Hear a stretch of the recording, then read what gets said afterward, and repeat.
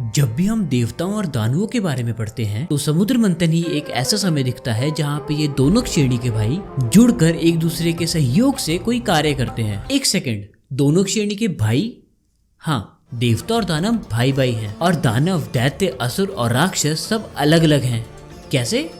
मेरा नाम है अक्षित और आज हम हमारे फिर क्या हुआ सीरीज के दूसरे एपिसोड में इन्हीं सवालों का जवाब जानने की कोशिश करेंगे। अब देवताओं और दानवों के बारे में जानने के लिए हमें इस प्रश्न से शुरुआत करनी पड़ेगी कि हमारी ओरिजिन क्या है, और इस प्रश्न की कई ग्रंथों में उत्तर देने की कोशिश की गई है। हमारे धार्मिक पुराणों के अनुसार हम सभी ब्रह्मा जी की संतानें हैं, लेकिन जैसे क्रिश्चियनिटी में भगवान के केवल 2 मानव संतानें एडम और ईव के बारे में बताया जाता है, सनातन धर्म में ऐसे कोई 2 स्टार्टिंग पॉइंट्स नहीं है। विष्णु पुराण के अनुसार विष्णु जी सो रहे थे और उनकी आंख खुलने से ब्रह्मांड का निर्माण हुआ।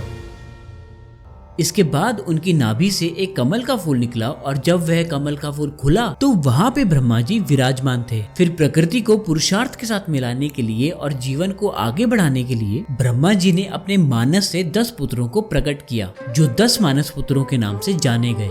ये 10 मानस पुत्र हैं मरीचि, अत्रि, अंगिरस, पुलस्त्य, पुलाह, क्रतु, विशिष्ट, भृगु, दक्ष और नारद। इनमें से 7 पुत्र सप्त ऋषियों के नाम से जाने गए। वैसे तो कुछ ग्रंथों में इन 7 ऋषियों का नाम अलग भी है, लेकिन मैं वे नाम इस्तेमाल कर रहा हूँ जो ज्यादा कॉमन है। अब इन सप्त ऋषियों में से आप ना महर्षि मरीचि, अत्रि, पुलस्त्य और विशिष्ट जी का नाम भी याद रखना, क्योंकि हम आगे आने वाले एपिसोड्स में भी इन 4 ऋषियों के पुत्रों के बारे में बात करेंगे। ऋषि मरीचि के एक पुत्र होते हैं ऋषि कश्यप।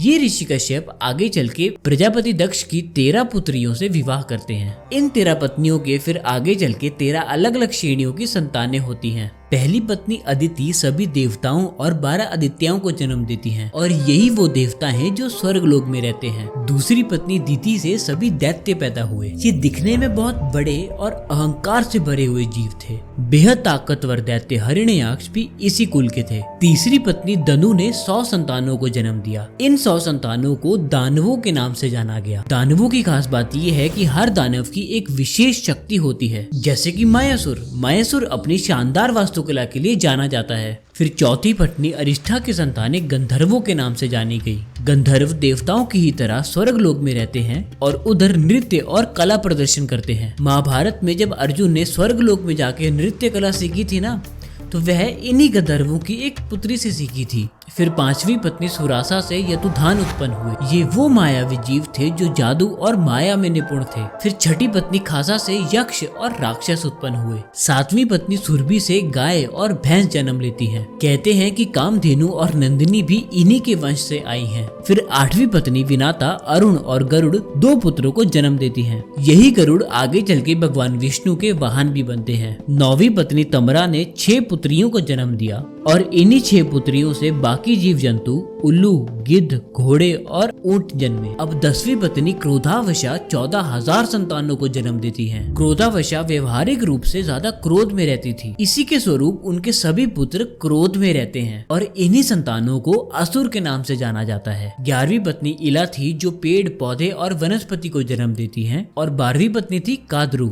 ये नागों को जन्म देती है। इन सभी नागों में कुछ नाग अच्छे हैं और कुछ नाग बुरे, जैसे विष्णु जी के शेषनाग, समुद्र मंथन में रस्सी बनने वाले और महादेव जी के गले में विराजमान नाग वासुकी, और नागों के राजा नागतक्षक पत्नी काद्रु की ही संतानें हैं। 13वीं पत्नी मुनि ने अप्सराओं को जन्म दिया जो अब स्वर्ग लोक में देवताओं के साथ रहती हैं। अब इन्हीं संतानों के बीच में लड़ाई होती रहती है। देवता दानवों से लड़ते हैं, यक्ष राक्षसों से लड़ते हैं और गरुड़ सांपों से। ये टकराव हमें शायद ये दर्शाने की कोशिश कर रहा है कि हर फोर्स का एक काउंटर फोर्स होता ही है और यही एक नियंत्रण बना के रखता है, और ज्यादा समय तक किसी भी एक चीज का पलड़ा भारी नहीं रह सकता। तभी समुद्र मंथन के समय भी तो विष्णु जी ने इंद्रदेव को कह दिया था कि अमृत निकालने के लिए देवताओं को दानवों की जरूरत पड़ेगी, और वैसा ही हुआ। लेकिन हमेशा ऐसा नहीं होता है कि सभी देवता अच्छे हैं और सभी दानव बुरे। और सनातन धर्म की महानता भी तो यही है कि ये किसी वर्ण में जन्म लेने से आपको उसी वर्ण में संक्षेप होने में मजबूर नहीं करता। आपके साथ क्या होगा ये आपके कर्मों पर निर्भर करता है। जैसे कि कई कथाओं में हमें इंद्रदेव को एक घमंडी और अहंकारी राजा दर्शाया जाता है, लेकिन उन्हीं कथाओं के अंत तक उन्हें उस घमंड का भुगतान भी तो करना पड़ता है। वहीं जब हम दैत्यों में हिरण्यकश्यप को देखें तो वह एक समय पे दैत्यों के राजा थे, लेकिन उन्हीं के पुत्र प्रहलाद श्री हरि के इतने बड़े भक्त बनते हैं। फिर भक्त प्रहलाद के ही वंश में राजा बलि जन्म लेते हैं, जो दैत्यों की श्रेणी के हैं और तीनों लोकों में विजय प्राप्त करते हैं। लेकिन आज भी ओणम के समय उन्हें पूजा जाता है। अब तक हमने देवताओं और दानवों के बारे में समझ लिया।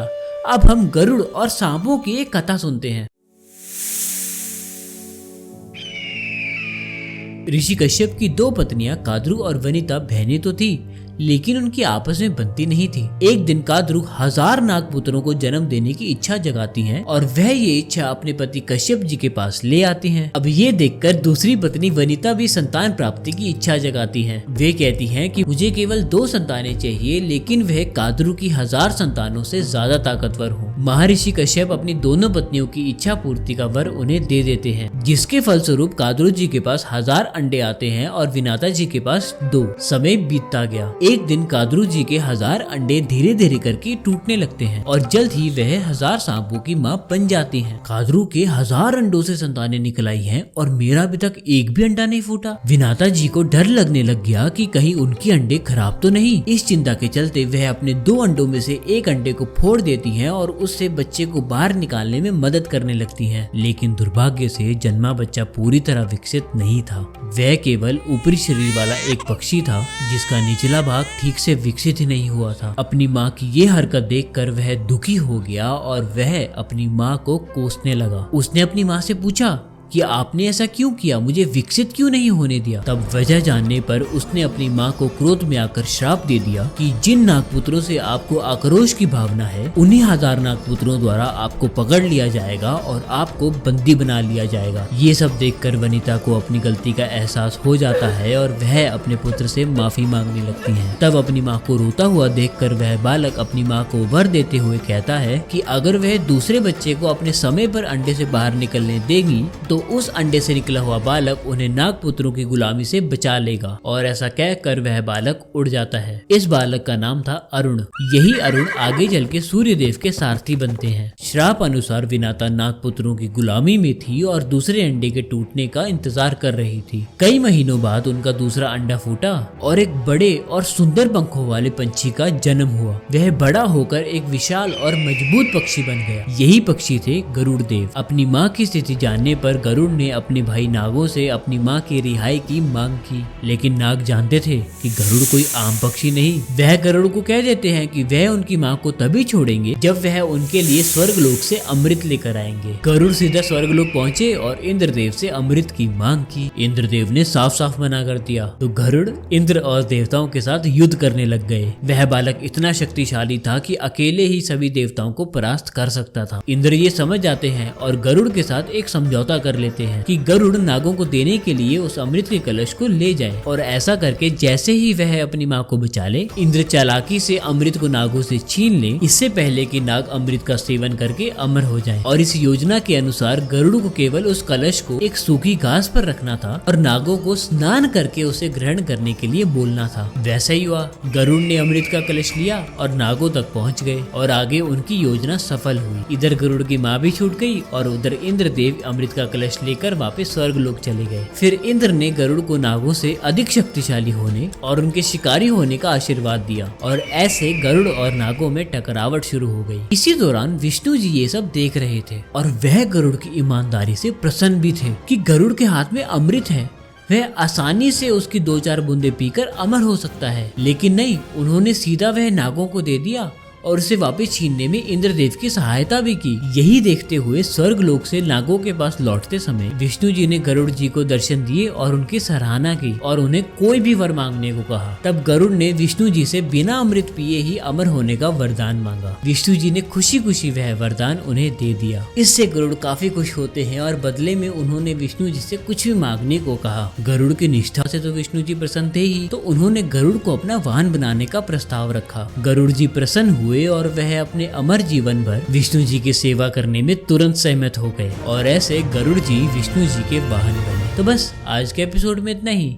अगर आपको हमारी ये सीरीज पसंद आ रही है तो हमें सब्सक्राइब जरूर करना, क्योंकि इससे हमारी बहुत मदद होती है। मैं फिर से कह रहा हूँ कि अलग अलग ग्रंथों में हमें सेम ही कथा के अलग वर्जन्स मिल सकते हैं। इसमें थोड़े बहुत चेंजेस हो सकते हैं, लेकिन कथा का मूल भाव सेम ही रहता है। मैं हर चीज को सिस्टमैटिक तरीके से समझाने की पूरी कोशिश कर रहा हूँ, लेकिन अगर फिर भी मुझसे कोई चीज छूट जाती है और अगर आपने कोई अलग चीज सुनी है तो नीचे कमेंट सेक्शन में जरूर बताना। फिर क्या हुआ सीरीज की हमारी पूरी प्लेलिस्ट यहाँ पर है। बाकी मेरा नाम है अक्षित और मैं आपको मिलता हूँ अगले फ्राइडे हमारी फिर क्या हुआ सीरीज के अगले एपिसोड में।